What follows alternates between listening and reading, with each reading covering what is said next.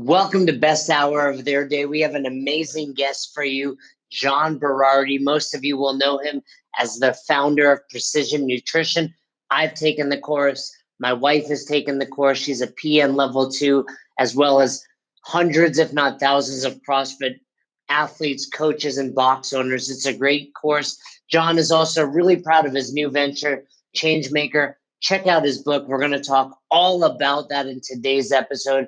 And today's episode is brought to you by Inside Tracker.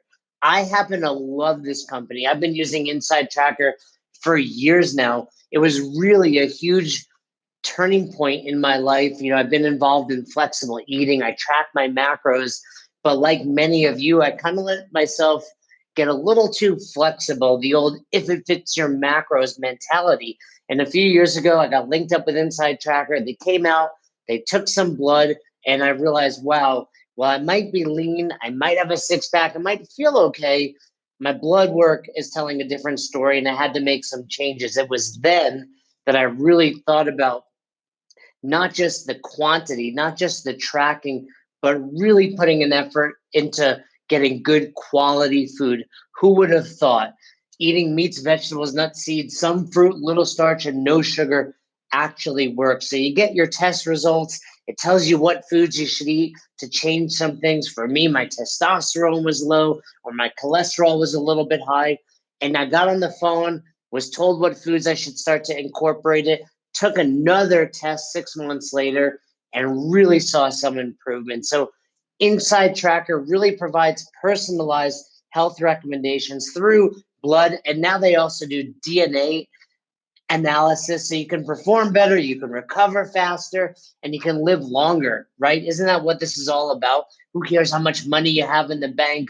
Who cares what kind of clothes you're wearing? It's all about living a healthier, better, longer life. That's what this is all about. So couple things. Go check out Inside Tracker, and we've got a code for you. You can use the code Best Hour, and that's going to get you 20% off any plan you choose. I've done the ultimate. I want to know all of the biomarkers. I've done the DNA now, but you can even use it for your inner age or for some of the other options on there. So that code Best Hour will get you 20% off, and it'll help you stop guessing and start measuring, because that's what it's all about. It's not just performance in the box, but these data points, these metrics are really going to help you.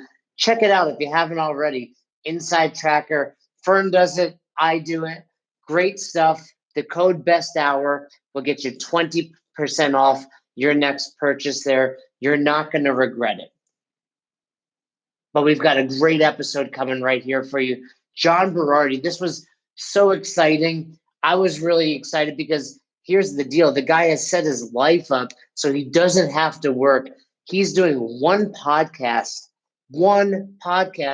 in these 4 months that he's on sabbatical. And guess what? It was with me. It was on Best Hour of Their Day. And it's super awesome. This dude, really, really great knowledge bombs. He's going to talk about how to change your life and how to set yourself up to have the best life, the life you deserve. So I'm really excited about this. Best Hour of Their Day brings to you some of the best guests out there in the health and fitness world. And today's episode really exemplifies that. So sit back, whether you're driving, whether you're sitting around on the beach, whether you're out for a walk.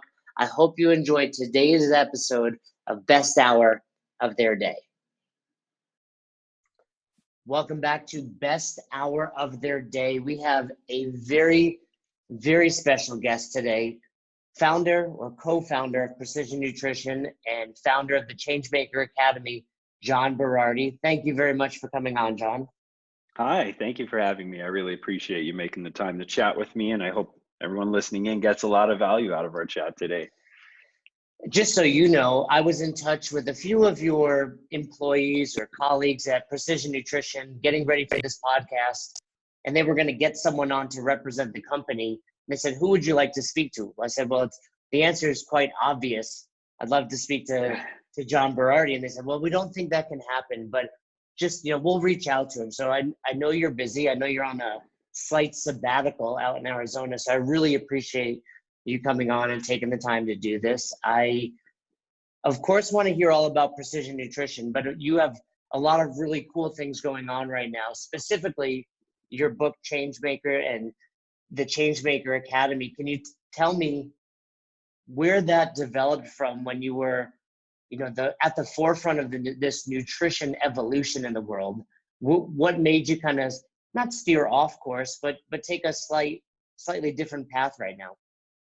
Yeah, well, I don't know. I mean, part of it has to do with this industry, which, the health and fitness industry is really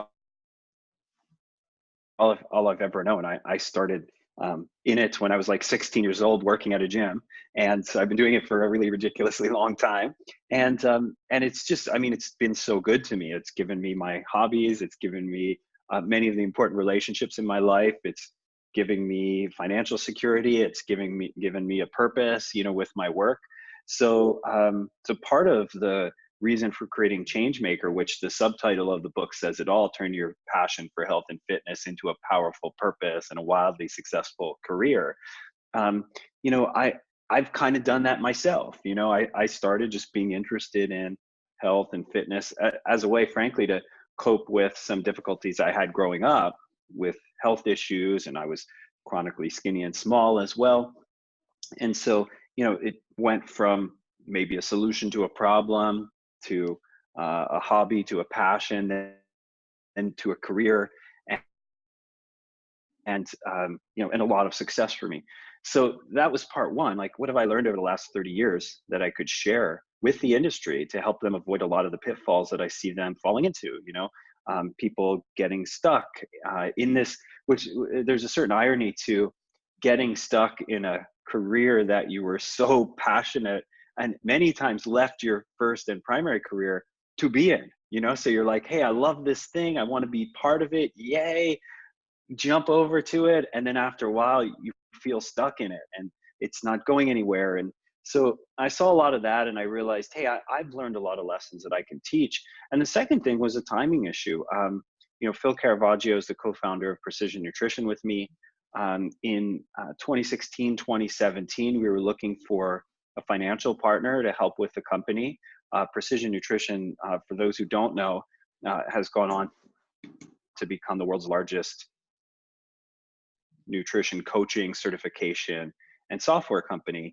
And I mean, it was just getting big and the reach was growing, and these were all phenomenal things, but probably too much for just two dudes to own on their own and try and support on their own. Our team was 150 people. So, I mean, what I learned happens as a company grows like that is that, your monthly expenses exceed the net worth of the founders, right?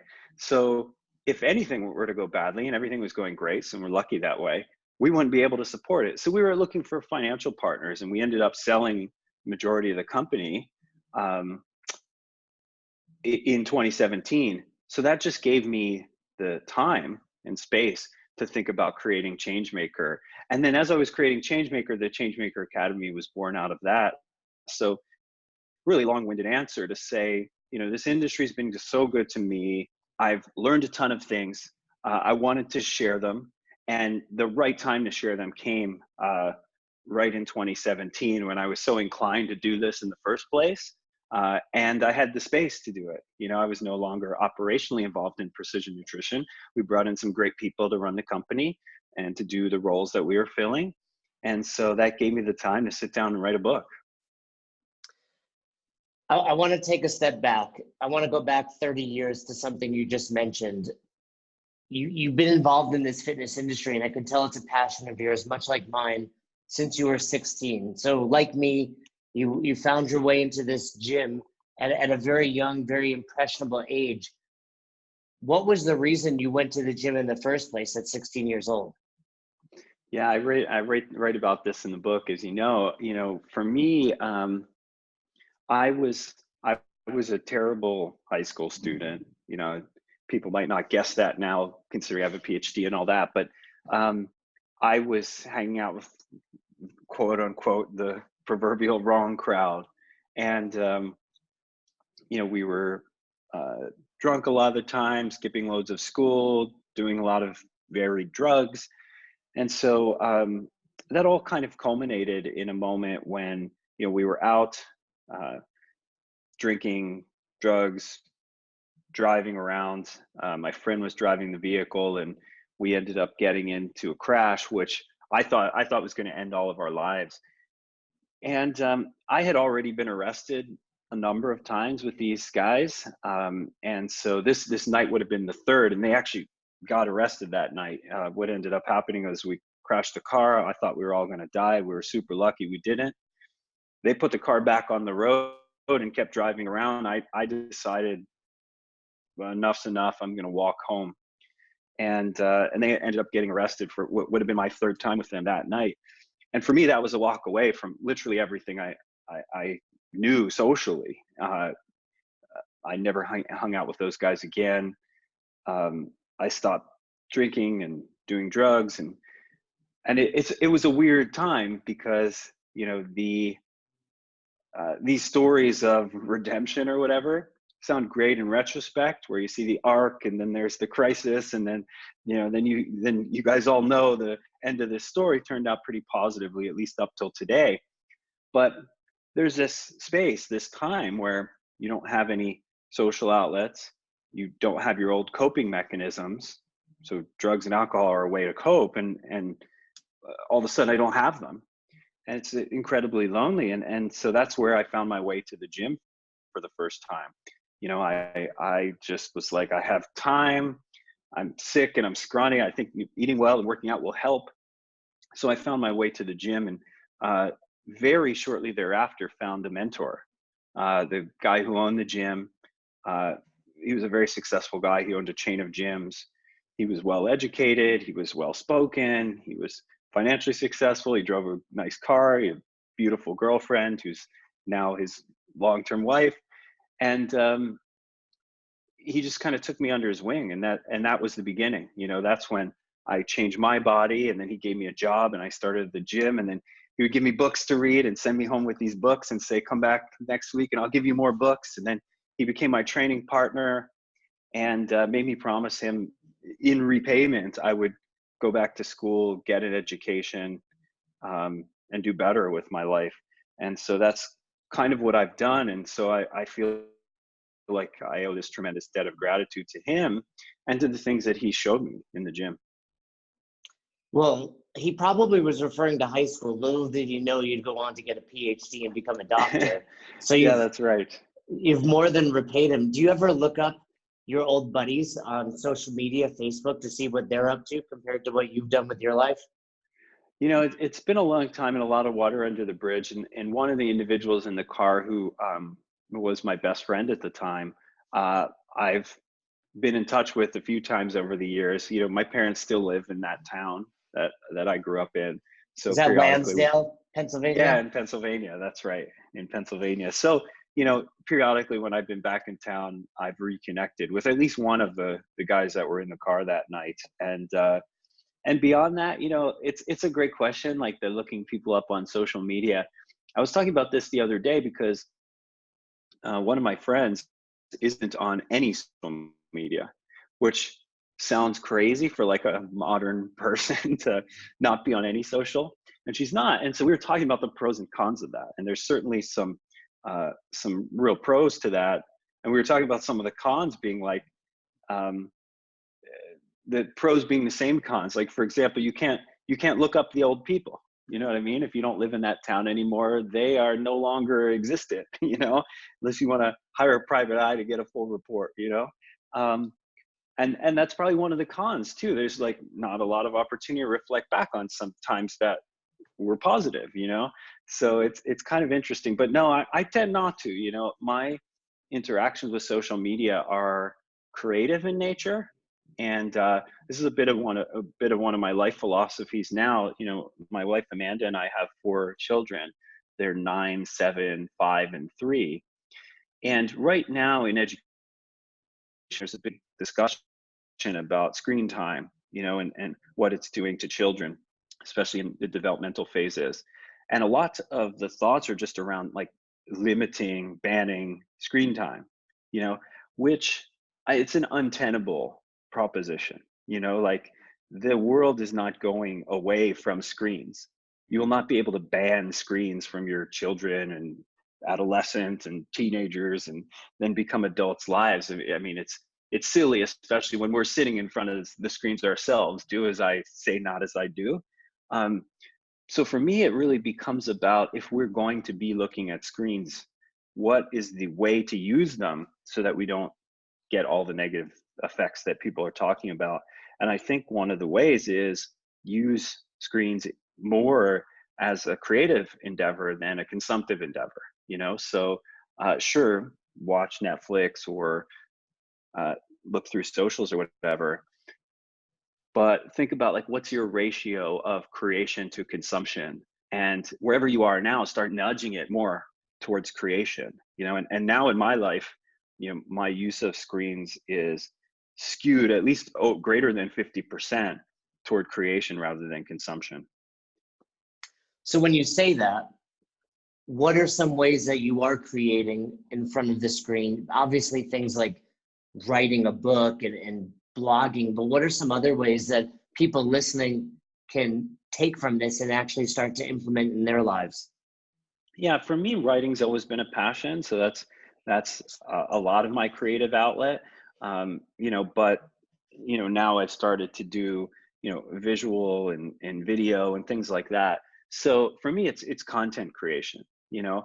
And I won't suggest that people have to copy me, because I think copying other people is probably starting down the path of unhappiness in your life and career, you know, when you don't spend the time to dig most deeply into it, into who it is that you are and what you need, and then develop that at its like most, you know, sort of embodied and uh, mastered um, expression.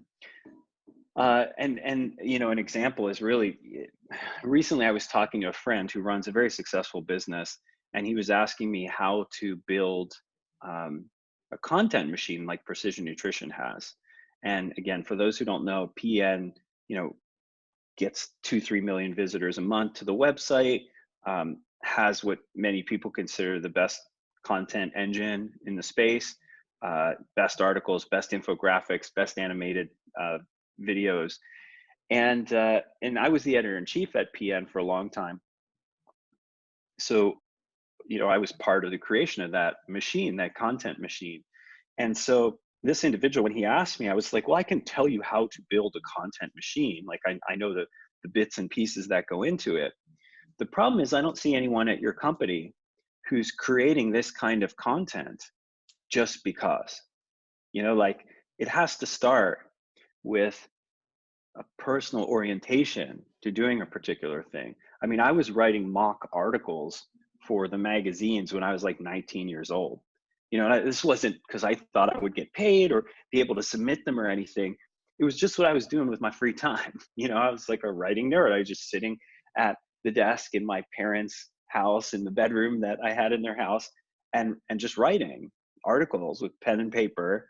You know, I would write the title, my name, and the publication and the date that I expected that it would be in, you know, as a practice, I guess. Um, and so I'm like, that's how these things have to begin. So don't copy me, because I was doing this unpaid for fun, with no hope of it being a business opportunity. Um, and so what I advise that individual is like, but what I see you guys doing is I see you talking on microphones a lot, and I see you in front of video cameras a lot. So what if you tried to create the equivalent of a content engine like Precision Nutrition's, only using the mediums you're already gravitating towards, and make them world class? So anyway, my point being, like, if you know, being in front of a screen in a creative endeavor is part of your profession, then I think really the magic happens is when you find the creative expression that represents you, like the thing that you would be doing. I call it ride the horses in the direction they're already going. So it's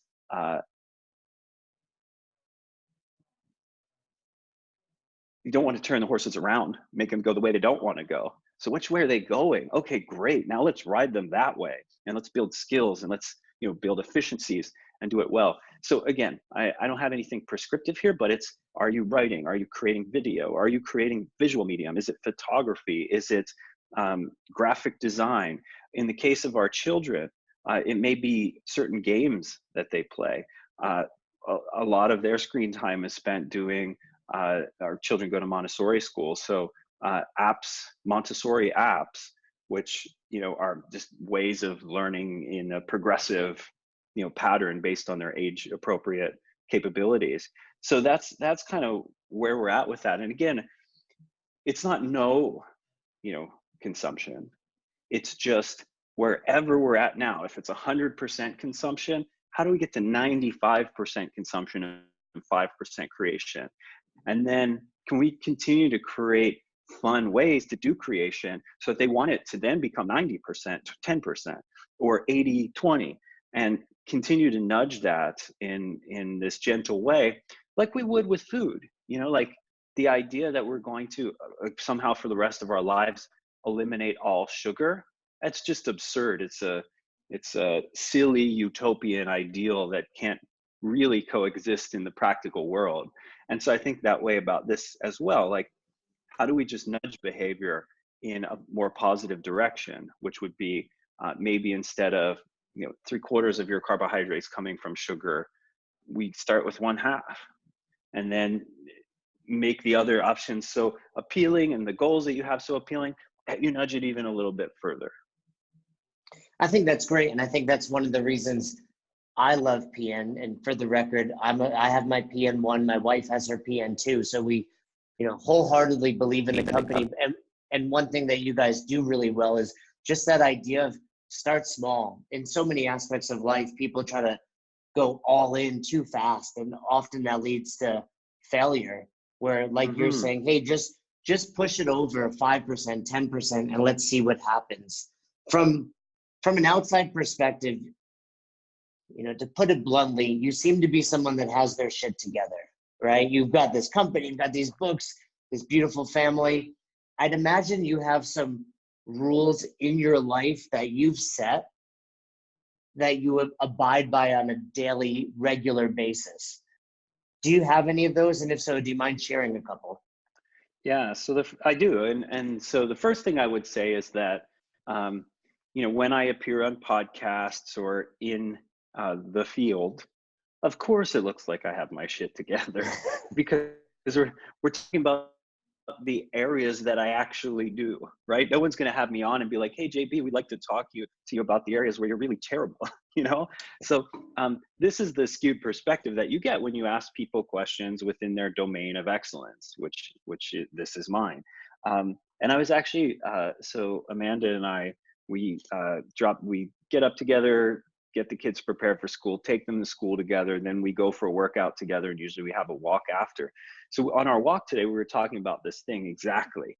I was recently interviewed for a parenting podcast, and the same kind of idea came up, and I was just like, I was sharing this with her. I was like, you know, what people maybe need to hear, I don't know, I guess some people don't actually know this, is that where you put your intention tends to be the areas that you progress the most, and you can't put your intention in all the areas. So some of the areas of your life won't get any attention, and those will be the ones you're a little bit embarrassed by or that you don't shine a public light on. And you know, to the point, this podcast I was on was a while ago, and it was, you know, when I was still finishing the book. And so my intention was on creating the best possible book I could that would have, you know, far-ranging impact in the health and fitness industry. And my intention was also being the best dad that I could. And I was putting very little attention on being the best husband that I could. And it didn't mean that I was terrible or abusive or any of that. It just meant Amanda and I had decided, like, hey, for this next phase, we're probably not going to work on our relationship at all. And it's, as a consequence, it's not going to be great, you know? And it wasn't terrible, but we weren't on the same page about a lot of things. We weren't in sync in the way that we know we can be in sync. And that was for like an extended period. And so, that was my answer then. And it's kind of like a warning, but also reality check. Like, hey, I'm only asked to talk about the areas I'm strong in, and the areas that I'm weak in because I'm just not attending to them, and we all have to make those choices in our life. I've made the stove analogy, right? Let's imagine you have a 4-burner stove. Well, you can only be cooking 4 things at once. And I put the things that I'm cooking actively on the front burners, and those are the ones I turn up the heat, and they're the ones I'm stirring. The things that I'm just keeping maintenance on are on the back burners, right? So they're on low heat, but I still have to attend to them. And then there's a bunch of things I'm not cooking right now, you know? And so I think that's true about life. So anyway, I bring that up as a bit of a side note to the idea that, oh, JB's got his shit together. Nah, I mean, I'm just competent in the areas that I attend to, and the areas that I'm not attending to presently are just as bad as anyone else's area that they're not attending to, So I So just thought that was important to say. let me interrupt you there. What are those areas right now? What's one area in your life where the burner is off? So I'd say that we're in a period of transition right now, as I mentioned before we went live. We just moved down to Scottsdale, Arizona to spend the winter here. So just prior to this, it was book, parenting were on the front burners. My back burners were fitness and a little bit of precision nutrition work that I was still sort of, wrapping up in terms of operational roles. And then probably off the stove were, social and my relationship, my marriage with Amanda. So that's what it was, let's say fall of last year. Right now, this year, and I mean, it's probably sounds wonderful to a lot of people, but I'm on sabbatical, so the work burner is totally off. I'm doing, as I mentioned to you, this is the only interview I'm doing for the next 4 months, the only piece of work that I'm actually doing. So there's literally nothing happening for work right now. And the front burners are my marriage and the children. And then on the back burners, just kind of simmering is, again, sort of health and fitness, and a couple of other projects that are not work related. They're sort of philanthropic and things like that. So work's totally off right now, and social's off as well. I'm not really spending social time with friends or extended family because I'm investing everything into my immediate family and my relationship right now. So again, like, context and depending on who you're asking, I'm doing a great job, or I'm an idiot, right? Like, if you were to ask my parents, like, has John been a good son for the last year? No. The answer is no, because I'm not present, and I'm not intentionally investing in that. They live in Philadelphia, we live up here. We're not visiting very often because it's hard to travel with the 6 of us and our children being so young. So no, I'm doing a terrible job there. But I've long since put down this sort of mantle of guilt. And I just think this is just how a human life works. And if we pretend it works any other way, that somehow we have more hours and more capability than we actually do, then it feels terrible to be alive. And I don't want to feel that way, So I often think about, okay, cool. What am I intentionally going to invest in? And what am I not going to? And am I okay with the consequences of that? Well, first, I want to say we're honored to have you on. This is your 1 hour of work in 4 months. So we greatly appreciate it, you spending it with us. But let me ask another question about these burners for the listeners. It sounds very simple. Hey, when you're ready, just, hit that ignite button and turn that burner back on. That's probably more challenging than it sounds. What are some of your ways of doing that? So when you decided, okay, my marriage burner needs to be on high, or I need to put that fitness burner back on simmer, how do you get going again? Because that's hard to go from it's off to turning back on. I think I often think of things in like zoomed in and zoomed out ways, and it's one of my one of my life tactics, if you will, where I'm like, okay, cool, there's a challenge before me. How do I look at it in the most zoomed in way possible? So in close, looking at the details, I can see the pores of its face, you know?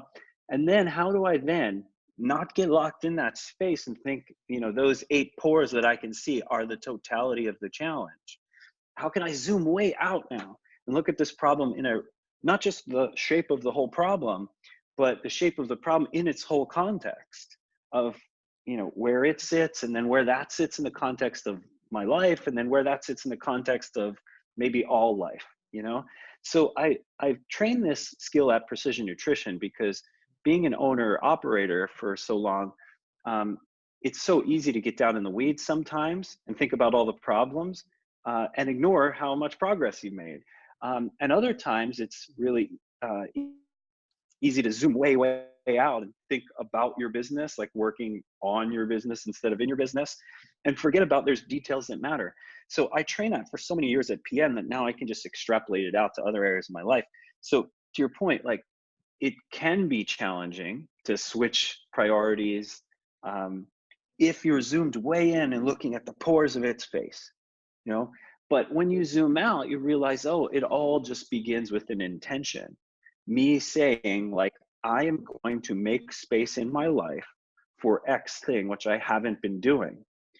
And then the corollary to that is I am going to take attention away from Y thing, which I've been attending to, and devote it to X. And this is the fatal flaw that a lot of people have. It's the flaw they have when they decide to pursue fitness, for example. I feel like maybe I'm being a little too philosophical so far, but let's take it down to like getting in shape, right?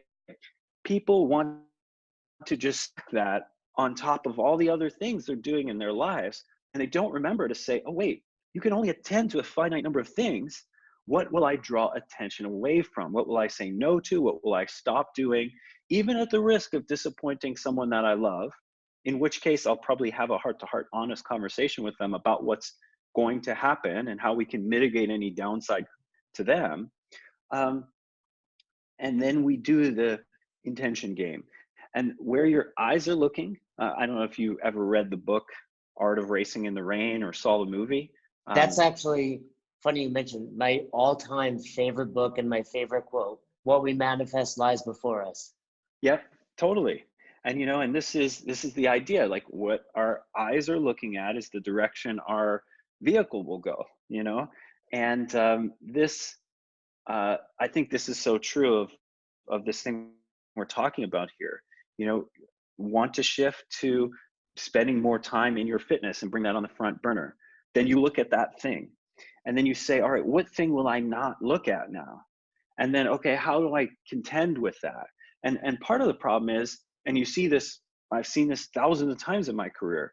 Someone will sign up for precision nutrition coaching. They'll put their eyes on this thing. They'll get in great shape, and maybe their romantic relationship or marriage will suffer, and it'll frankly end in separation and divorce. Now, I'm not saying whether that's a good thing or a bad thing. In some cases, it's probably good, and others probably not good. But the idea being, like, maybe they didn't attend to the idea that some energy was going to go away from that. Maybe they didn't check in with their partner and say, hey, this is probably what's going to happen next. And I think it's because we don't, as humans, our first line isn't to think about trade-offs.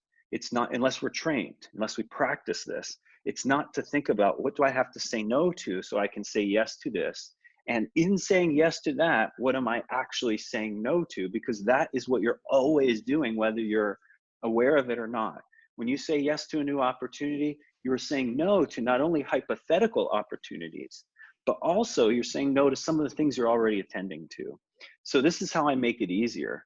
I say, I have a finite number of energy and attention units. I'm going to devote some over to here right now.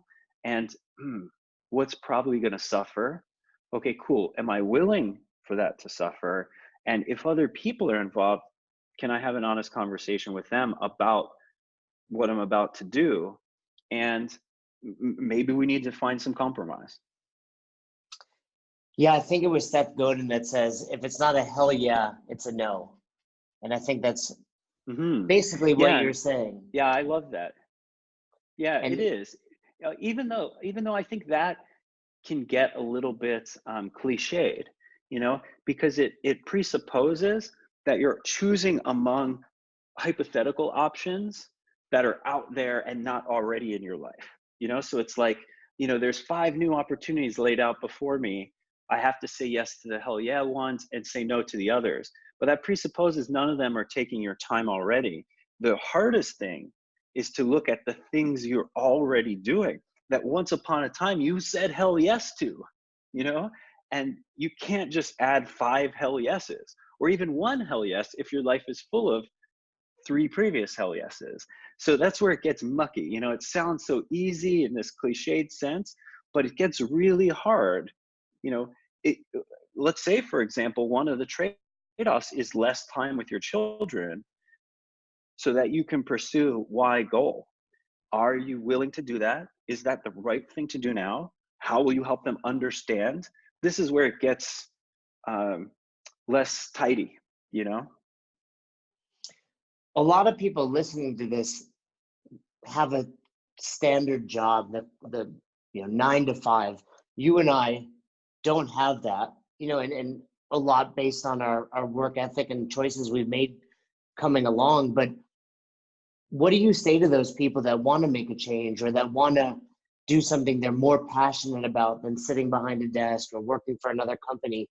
Because often it seems like this incredibly daunting and scary and unattainable task. How do you coach those people that want to make that humongous change in their life?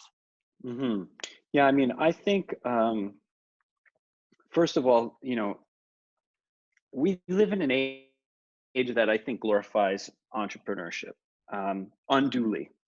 I, I'm one and I like it, but at times it can be as much a disease as it is a beautiful manifestation of personal choice. And I mean, I think there's lots of people who ought to not be entrepreneurs with all the quote unquote freedom that it entails. Incidentally, lots of entrepreneurs I know don't feel that free, Um, so that part one is I want to start by debunking this idea that we should all glorify entrepreneurship, think it's the ultimate expression of freedom and personal choice, and that uh, being an employee of an organization is somehow less than that. I don't think that's true. This is a thoroughly modern invention. If you look back at I don't know, let's say times of monarchies, entrepreneurs were merchants, and they were thought of as quite poorly, not as the ultimate expression of personal development as we are today. So that's part A. But really, to answer the question that you're asking is, what if I'm in a 9 to 5 job and I don't perceive that I have the freedom to kind of do these kind of choices and trade-offs? Part one is, a series of exercises I outlined in the book, which is the career chapter, which is purpose, unique abilities, and values. So I walk people through a series of exercises that help them define, starting with like let's call it their origin story. So, if you work in a field that you chose rather than just took a job out of desperation, um, you probably got there for some reason, and so it's like, Spider-Man being bitten by a radioactive spider. Every superhero has an origin story. What's yours? What's your origin story? How'd you get to this place? Whether you like it or not, still. And then we begin to talk about purpose. Okay, so there's your origin story. Then there's a series of questions we answer. In health and fitness, oftentimes people say they're here to help people. Well, this is my purpose. I'm here to help people. But that's not specific enough. You could help people by being a paramedic or law enforcement or nurse or a physician, or you can help people by being a social worker or a counselor, or you could help people by being a barista at Starbucks because people need that coffee in the morning. There's a lot of ways to help people. So it's not a natural logical conclusion that you're going to go into health and fitness. So let's get more specific. So there's a host of questions I have people ask themselves and those around them to arrive at a closer approximation of a very specific purpose. What am I here to do? You know, and maybe it's not what am I here on the planet to do as a human living organism, but it's what am I here professionally to do, at least now. And then from there we jump to unique abilities, which is how can you serve that purpose with the uniqueness of you. And I define unique abilities as number one, the things that you are or have the potential to be world class at. Um, Down here in Arizona, one of my closest friends is named Stu McMillan, and he's one of the best track and field coaches in the world. He's coached so many Olympians. I mean, too many to count. And he was here last night, and he was looking at our son, who's 7, and who's a very fast runner. And he was looking at his calves, and he's like, "Oh, high calves, long Achilles tendon. It makes sense, right? Like biology works." You know, and anyone who knows track and field knows long Achilles tendons, short calves, make your lower limb more like a spring, and it helps you run faster. If you don't have this, you don't have much running potential as a sprinter. And so we were looking at that and talking about that last night, and that's like a unique ability of his. It's kind of this intersection between what he likes to do, our 7-year-old, and what he's built for. So when we do unique abilities work, that's what we're looking for, this intersection between who you are by nature, who you are by nurture, the directions you like to go, what you can or are world class at. So that's one, can or are or could be world class at. 2 is that you enjoy. So that this is the thing you like to do, you like to get better at, you feel like you could keep getting better for the rest of your life and career. And then 3 is it makes a difference towards your goal, right? Not this general makes a difference in the world, but what's your goal? You know, is it to have a tremendous reach? Is it to make a lot of money? Is it to acquire fame? Whatever your goal is, no judgments on that. Does this thing help move you or your company towards that? And then the last thing is your values, which I consider your guardrails, right? So the things that help you decide what to do and what not to do. You know, for the longest time, for 20 years, I had my value statement on the wall as, be a more present parent and partner, take care of my health and fitness, so self-care, which includes like working out, eating well, mindfulness practice, plenty of sleep, stress management. And then last was my work at Precision Nutrition. So that was my value system. So this, whenever an opportunity came in, I just look at the wall and say, well, is it going to help me be a better present parent and partner? Is it going to help with my self-care? And is it going to help with my big goals at Precision Nutrition? So this is a process, right? There's no tidy answer to how do I take my life and put it in the direction that I feel like it ought to go for contentment and happiness and purpose and power. So I take people through this process, and the process is designed to figure out if you should be in that 9 to 5 in the first place. If not, maybe it'll help you identify where you should be instead, and then you can start to take steps in that direction. So the notion that I'm in a 9 to 5 and how do I get out of that, that's not going to be fruitful. You're just going to jump from one grass is greener, on the other side of that fence. Oh no, it wasn't greener actually. Oh no, it's greener on that fence. Without doing this deep work, it's unlikely you'll ever find the thing. So you might as well stay where you are now. Doing this deep work helps you decide which direction you should point your ship. And then you can start taking steps to doing that. And again, in a lot of cases, you may discover, hey, I can use my unique abilities within my value systems right where I am. It would be a tremendous mistake to leave here and go try and do something else. That's not within my unique ability set. So I think none of these questions can be answered without doing this kind of work for yourself. And when I say for yourself, that's even a misnomer. You actually do it with the people around you. And so all these exercises require you to ask a series of questions of yourself, but also to your friends, colleagues, loved ones, etc. And that's where the gold comes. I often say the best ideas don't come from inside your own head. They come in between the interface between you and other people. And it couldn't be more true here. Every person who goes through this exercise tells me that I was reticent to do it at first, but then I got back all the answers and I was like, holy crap, this was the most insightful process I've ever gone through in my entire career. And also happened to be the best feeling process, because you're not asking people what you suck at, you're asking them what you're good at. And then for the 10 people who you love the most to come in and give you all this positive feedback about what you're best at and what you ought to be doing with your life, almost nothing feels better than that. So it's a really tremendous feeling activity, and it's also really useful. That's all super valuable information, and I'm hoping that a lot of people listening go check out the book where we can learn about their origin story and start to figure that out for themselves. Because I think you're right. So many people glorify being an entrepreneur, not realizing sometimes it's actually less freedom for you. And I've been through that battle myself. I want to take a slight turn now. PN has become huge in the CrossFit world, and a lot of our listeners are CrossFit box owners, coaches, members, etc. As I said earlier, I've done my PN1. My wife has done her PN1 and PN2. Becoming and I've done CrossFit 1 and 2, and my wife is CrossFit Kids also. So we there's some ties in both worlds. Awesome, and that's kind of what I wanted to ask you.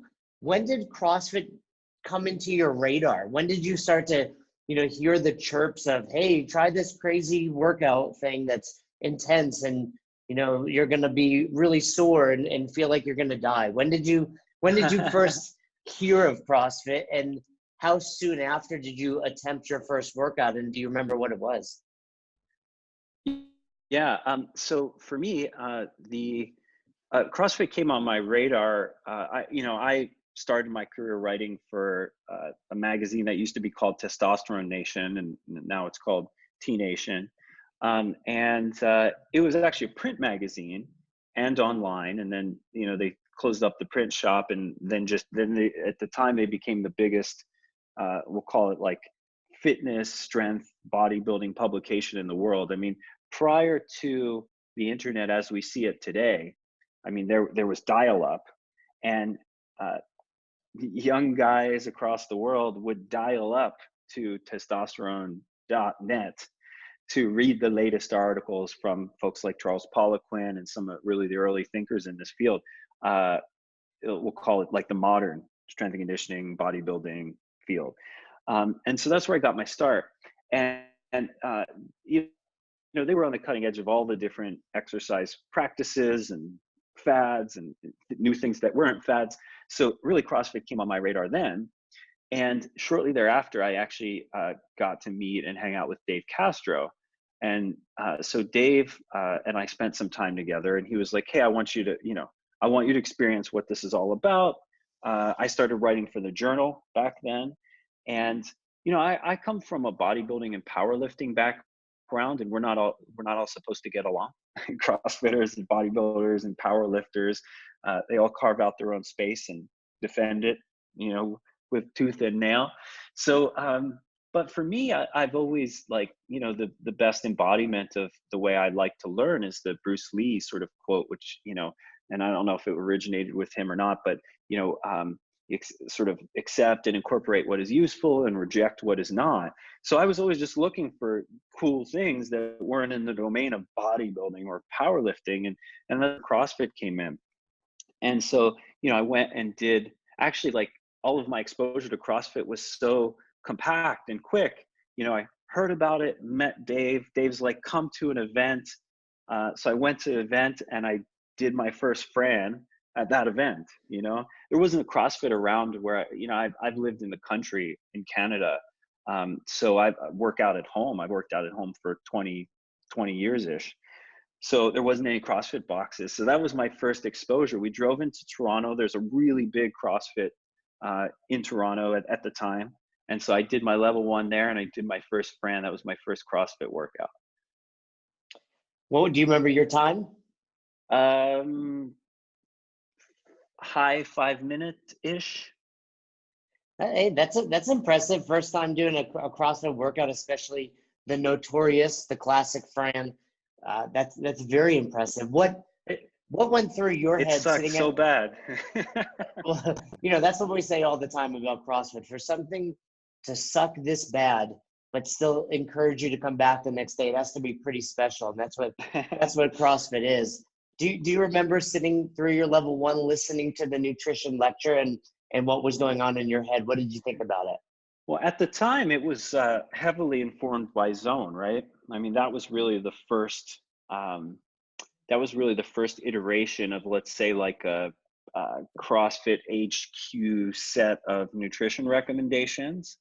And at this point, like, this wasn't early in my career. Like, I was pretty well established and pretty well known at the time, probably more than I am now, actually, because PN has become its own entity, quite independent of me. Back then I would get recognized when I went places, and now, thankfully, for my personality type, I don't.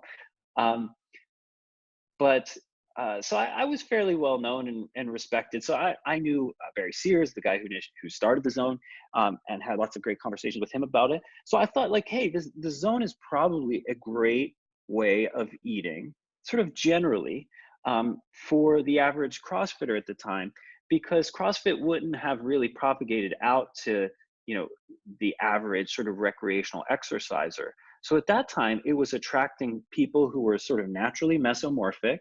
Like, if you're naturally endomorphic, let's say, you're probably not going to go love CrossFit. Like, if you're an NFL lineman, that kind of work is going to be terrible for you. Your body's too big. You know what I mean? Like, it's probably not going to be the thing that you show up for after the suffering of the first day. Likewise, if you're ectomorphic, you're going to be crushed by the prescription workouts, like the loads. It's too heavy, right? If you're small and skinny and an endurance type. So the people naturally gravitating towards that are mesomorphic body types, and they're the ones who'll show up again and again. And they're the ones who I've seen do the best with a mixed 40-30-30 diet-ish. So I thought, the Zone is probably not the end-all be-all diet that every human should be on. But for this population, it's probably the right fit, simply because of the self-selection that happens to get you coming to CrossFit regularly. Yeah, the Zone is still a big part of the nutrition lecture, but they've certainly gone in a slightly different direction and a little more all-encompassing. And I think precision nutrition had a big influence on it, and I'm really happy to see that.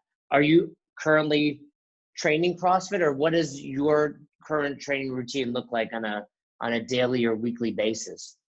So a bunch of years ago, I decided to rekindle my love of sprinting. I was a high school sprinter, and so I started competing in master's level track, and really, really enjoyed it for a couple of reasons. I mean, one, it was just sort of nostalgic.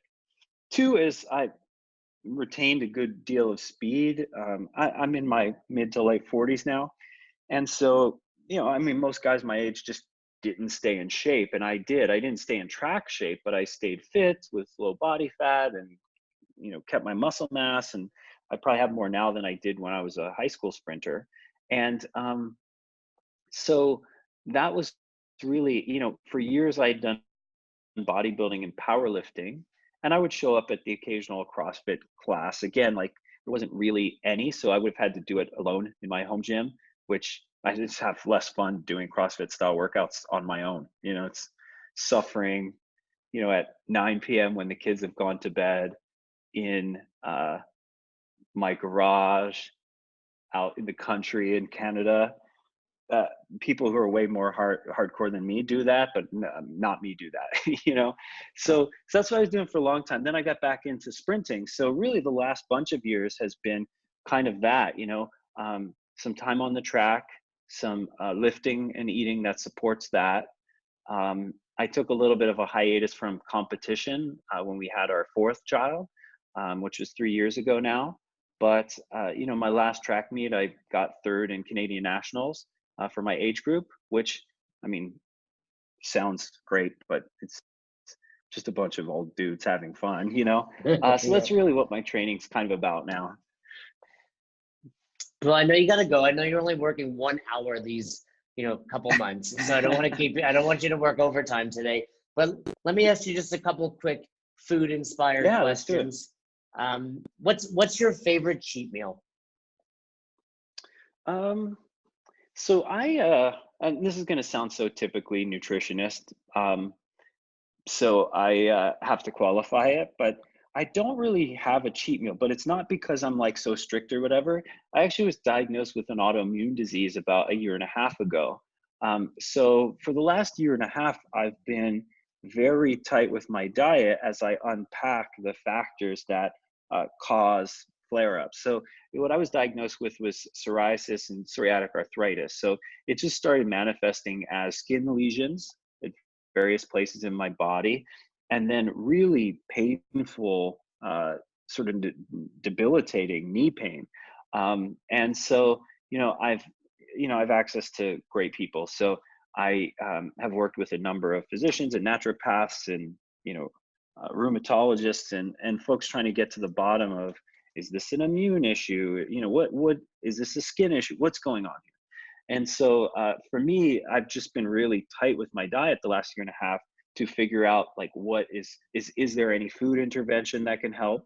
And I found out, yes, food is a tremendous player in my knee pain, but not at all on my skin lesions. So the skin lesions are actually dealt with via UVB light, which, when you go out in the sunshine, you're basically getting UVA and UVB.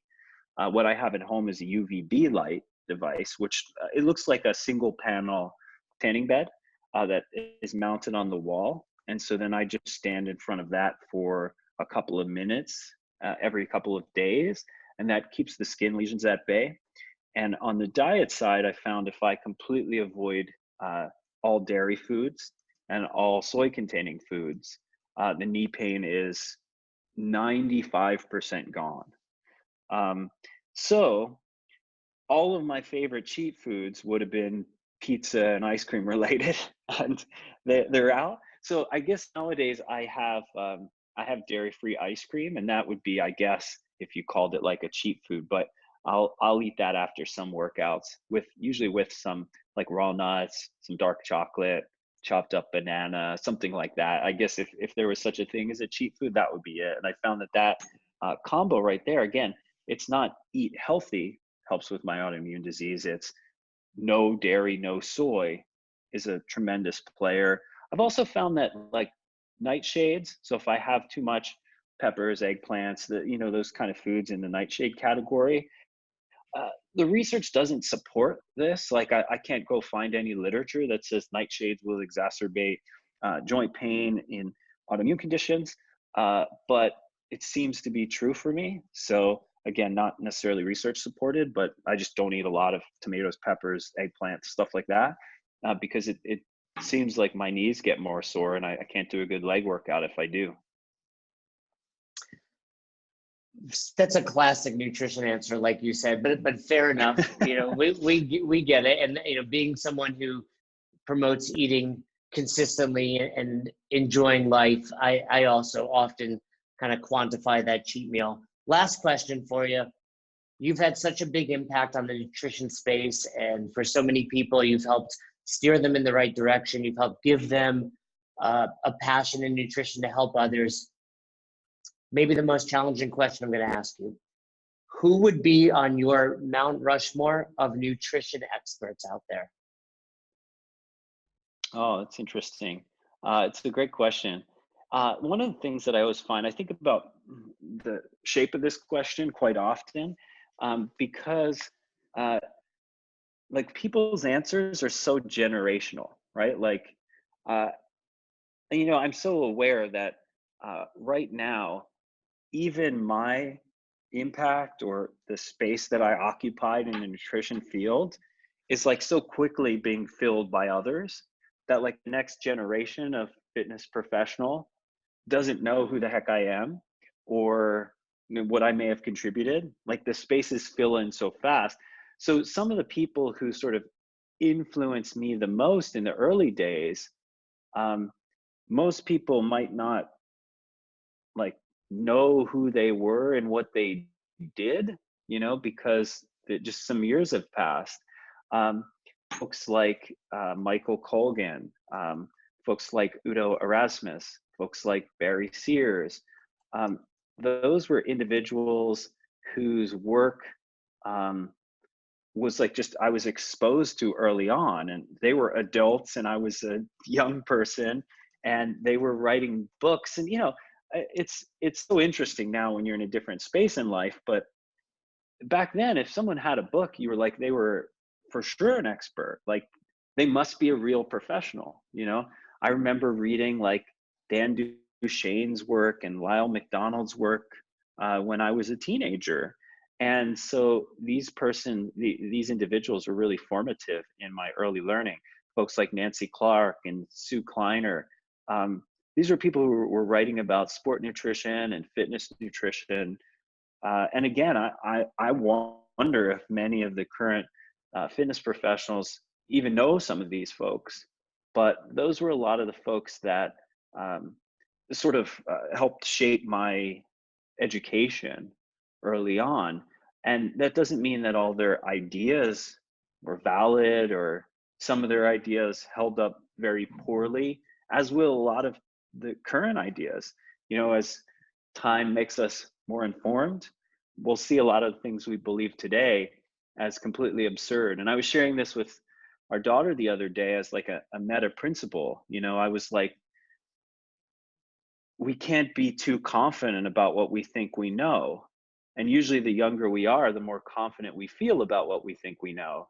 Or age doesn't play into it. And the more trained we are, the more confident we think we are in what we know. But there was a time when all the best doctors in the world thought that women had smaller brains and couldn't think as well as men. Like, this was a medical consensus. And obviously we know that's absurd. And we got to talking about all these various things. And we talked about how uh, because of all these biases, my daughter's really interested in musical theater. um, Women weren't even allowed to play women's roles in theater productions. So a lot of the things we believe today will be equally absurd. A lot of the things we're really confident in today, really, like someone right now listening to this is confident about something that will in 20 or 50 years be the equivalent of women have smaller brains than men and therefore shouldn't X, Y, and Z. Some of my ideas will be proven that way, and some will everyone's greatest nutrition heroes. So I guess my point is, maybe we shouldn't carve anyone's face into nutritional Mount Everest just yet. Or Well, sorry, Mount Rushmore. just like the cheat meal, you did a great job avoiding that question, but we appreciate it. And I think you're absolutely right. I love it. And I think you've said some great things, not just in that statement, but over the course of the last hour. And we are extremely appreciative of your time. Before we let you go, it's not hard to find John on the internet. A simple Google search will get you most of the stuff you need to know about him, and where you can buy his books and where you can sign up for the precision nutrition course. But John, is there any place you want to direct the listeners to check you out? Yeah, I mean, if folks want to check me out, they can just check out johnberardi.com. For the first time in a really long time, I have a johnberardi.com. Everything used to just direct to precision nutrition. And johnberardi.com has links off to all the things. So if you want to learn more about my book or download a free sample of it, there. If you want to read about any of the other projects or any of the other courses I teach, or any of the precision nutrition work, or whatever else I'm up to, anything about our professional stuff. I mean, we've written about our organizational structure and hiring and all those kind of things for those who are business owners. You can jump all of it, to all of it from johnberardi.com. And then the other thing is, just if folks, enjoyed my way of answering questions, but not answering questions, but kind of answering questions, then if they like that, you folks will really enjoy my new book. I mean, it encapsulates everything I think I've learned over the last 30 years in the field. It's got loads of personal stories, and it's got lots of things like this, like stories that sort of reflect bigger principles that, when applied to the specifics of your life, can really lead to a lot of positive outcomes for you. So, again, that's what I hope people check out. And again, there are free samples of the book if you want to take a little taste of it before you buy it. from johnberardi.com. So that's where I hope people go. And if they don't, that's okay too. I hope just the time we spent together brought a little bit of value into their day and into their life. Absolutely. And I think, for one, I'm in the middle of reading it. I believe, and correct me if I'm wrong, but if anyone signs up for the PN1, they actually get your book along with the material that comes with the PN1. That's right. The folks at PN, again, I'm not involved anymore. They've super generously bought loads of copies of the book, and they're packaging it with, every Precision Nutrition Level 1 certification purchase. So if you end up signing up for PN1, then this comes with it. And if you're not sure if you want to do that yet, but you want to get the contents of the book, you can just buy it at Amazon, and it's, I don't know, you can get it for around 20 or 25 bucks. Well worth it. Thank you so much, John, for coming on. I did enjoy your way of answering, but not answering questions very much. I think it was great. You've dropped a ton of knowledge for our listeners, and it was a true honor and true pleasure to have you on. I'll let you go about the rest of your sabbatical, and thank you for taking your 1 hour of work time and spending it with best hour of their day. Thank you so much for having me, and for everyone who listened, thank you for your time today as well. Improving your life or achieving your goals can sometimes feel like climbing a mountain. On the Tiny Leaps, Big Changes podcast, host Greg Clunis gives practical tips and advice to help you build momentum towards accomplishing the seemingly impossible. Each episode provides research-based strategies or firsthand experiences on topics like mental health, fitness, nutrition, finances, career, and relationships. You can listen to the Tiny Leaps Big Changes podcast on Spotify or wherever else you listen to your favorite podcast. Thanks for listening to Best Hour of Their Day. If you haven't heard about Anchor, it's the easiest way to make a podcast. Let me explain. First of all, it's free. How cool is that? There's a creation tool that allows you to record and edit your podcast right from your phone or computer, so it becomes super simple. Some of these episodes with Fern or Todd or myself chatting with one another, we've done right within the app itself. Anchor will make it easy to distribute your podcast to all platforms, Spotify, Apple, and many more. And you can make money from your podcast with no minimum listenership. It's everything you need to make an awesome podcast in one place. All you have to do is download the free Anchor app or go to anchor.fm to get started today. Come on, who doesn't have Spotify at this point? And if you were unaware, Spotify now is offering podcasts. That's right. On Spotify, you can listen to all your favorite artists, but also podcasts in one place for free. Spotify has a huge catalog of podcasts on every topic, including the one you're listening to right now, Best Hour of Their Day. On Spotify, you can follow your favorite podcasts so you never miss an episode. Premium users can even download episodes to listen to offline wherever you are, something I always do before I hop on a plane. And you can even easily share what you're listening to with your friends on Instagram and other social media platforms. Here's the deal. If you haven't done so already, be sure to download the Spotify app, search for Best Hour of Their Day on Spotify, or browse some other podcasts if you want. You can find them in your library tab. And also make sure to follow me so you never miss an episode of Best Hour of Their Day.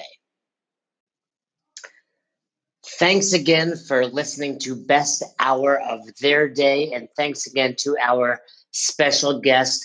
We appreciate all you guys do for us with Best Hour of Their Day when it comes to sharing our posts on Instagram, when it comes to subscribing to us on YouTube, when it comes to the constant feedback. We are grateful and we appreciate it. We are trying to build a community based on coaching development and becoming the best version of yourself.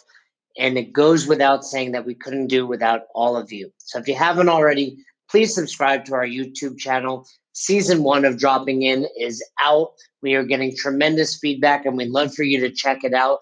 Leave us a comment on there. Head over to our Instagram. Give us a follow.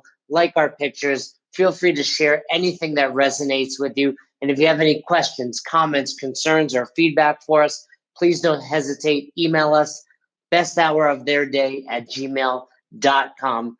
Thanks again. Until the next episode, we hope you've had the best hour of your day.